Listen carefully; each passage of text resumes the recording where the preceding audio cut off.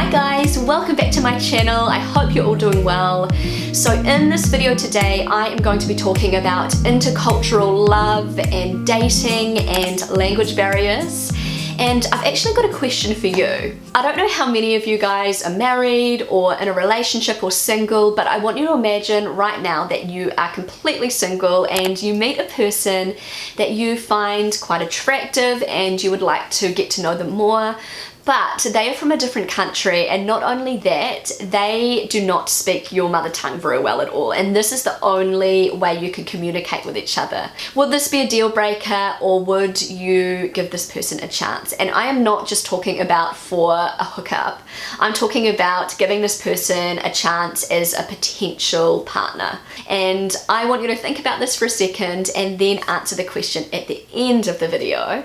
So a lot of you will already know that I am in a bicultural marriage. My husband Rob is Polish. He has lived for the majority of his life in Germany since he was 6 years old, and I am a New Zealander. I'm from New Zealand. I met Rob when he was backpacking around New Zealand for a year, and I actually made a whole video on our international love story, which I will link below if you haven't already seen it. Just a few weeks ago, Rob and I celebrated our 9th wedding anniversary. I cannot believe it. It does not feel like we've been married for 9 years. We have 2 beautiful children, Amelia and Matteo, and we are building a house together, and I just love this man so much. We are best friends, we just get on so well, and I just love him. And I've talked about this before. I believe that one of the best things about our relationship, our marriage, is that we have really great communication. And communication is, in my opinion, crucial when it comes to a relationship or a marriage. I think it is so incredibly important. You have to be on the same page about life and the big things in life. And Rob and I, we are. And you know, we have times where we argue and we bicker like every other couple, but when it comes down to it, we are on the same page and we have really great communication. We talk through everything, and if we have a problem, we talk through it. And it's kind of ironic, the fact that, you know, our communication is my favorite part of our relationship, because when we first met, we had a language barrier. There was definitely a language barrier there. Rob's English was nowhere near as good as it is right now. He spoke very, very basic English. Actually, one of the reasons why Rob decided to have a gap year and come to New Zealand and work and travel for a year like a lot of Germans do was to improve his English. English was definitely not his favourite subject at school. It was like one of his worst subjects, he said, and he thought that coming to an English-speaking country would be a great way to just dive in there and improve his English. And so for me, meeting him, obviously when I first met him, if you've watched our international love story, you'll know that I was really attracted to him when I first met him. We were in a busy bar and it was really noisy at the time. I could hardly hear what he was saying, and we were just kind of like yelling to each other, and it was just, we couldn't really have a conversation that first night that we met. And it wasn't until our first date, we went to a Thai restaurant together, that we actually could talk to each other. Actually, he did call me before to ask me whether I wanted to go out on a date with him, and I realized then that his English wasn't very good at all, and I was thinking, oh man, I don't know how this is gonna go, this date, and I decided anyway that I should give it a go. I'm not gonna go into too many details about our first date, but it's safe to say there was definitely a language barrier there, and at times it was just really hard to talk to him and to sort of get him to understand what I was saying, and for me to understand what he was saying. It was like he would always sort of run into a brick wall whenever he would try and tell me something, and we had to use like hands and feet and everything to communicate. This was a new experience for me because I had only ever dated Kiwi guys from New Zealand who could speak English. Actually, I lie, I once dated a guy from Chile who I went on one date with him. He was absolutely gorgeous, but we could not talk at all. Like, Rob's level of English was amazing compared to his level of English. At least Rob could speak a little bit of English. This guy didn't speak any English at all, maybe like a few words. So it's safe to say the date was a bit of a disaster. With Rob, it was different. There were a lot of silences, but I can't say they were awkward silences. It was kind of like, I was really intrigued by this guy. I wanted to get to know him, and there was this like barrier, this language barrier that was stopping me from getting to know him, and it didn't put me off at all.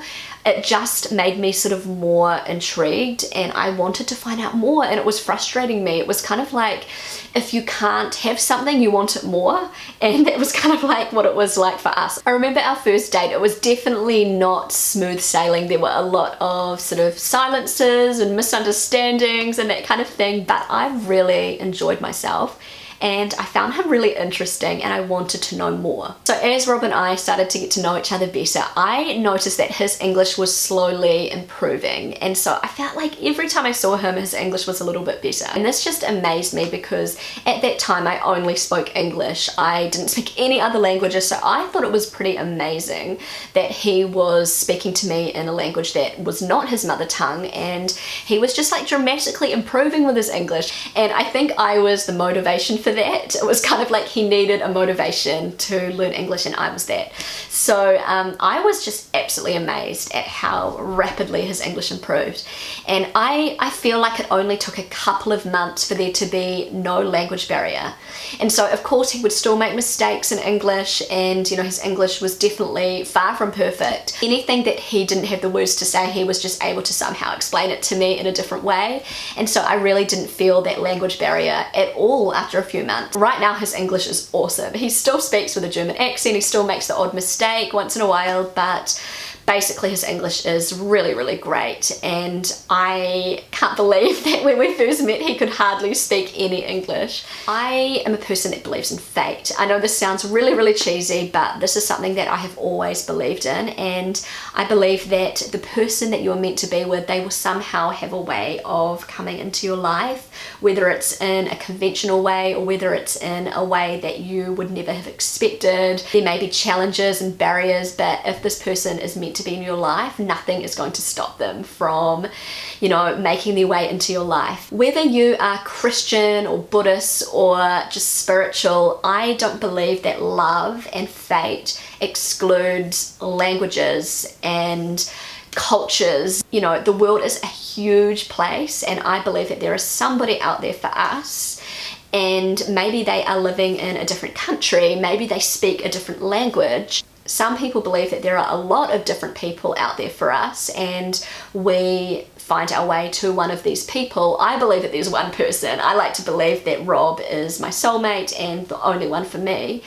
But there may be several different people that may be compatible to you, and I really don't believe that they have to be living like next door to you or in the same city as you and speak the same language as you. Maybe that's the case, and that's really great. Just because a person is from a different country, they don't speak your language, it doesn't mean that you are not compatible and this person isn't right for you. I know I'm getting super deep here, I'm sorry guys, but I honestly believe that a lot of people, they waste opportunities and they sort of really just blow off their chances of happiness and finding that person, like finding the one, because of barriers like language or countries. Maybe somebody doesn't believe a person is right for them because of maybe their level of education or experiences they've had in life, or you know, they don't dress a certain way. But I really believe that if you dig deep and you look past the differences and focus on your similarities, then you could really have something quite beautiful. But in saying that, you should always follow your instincts. So sometimes, you know, your mind will be saying, no, this person is not right for me,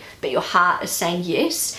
And for Rob and myself, it was like that. So my heart was really drawn to this man, but my mind was saying no, I can't. He is from a different country. We speak different languages. You know, we live millions of miles apart. And so it was kind of like my mind saying, this is totally wrong. He's totally wrong for me. And I did have a lot of these kind of battles in my mind about him, but my heart was what always drew me to him. And so I think sometimes we just need to follow our heart more than our mind, if that makes sense. And I probably give the worst advice because, you know, things are complicated sometimes when you follow your heart. But for me, it's always worked. Following my heart has always been the right decision.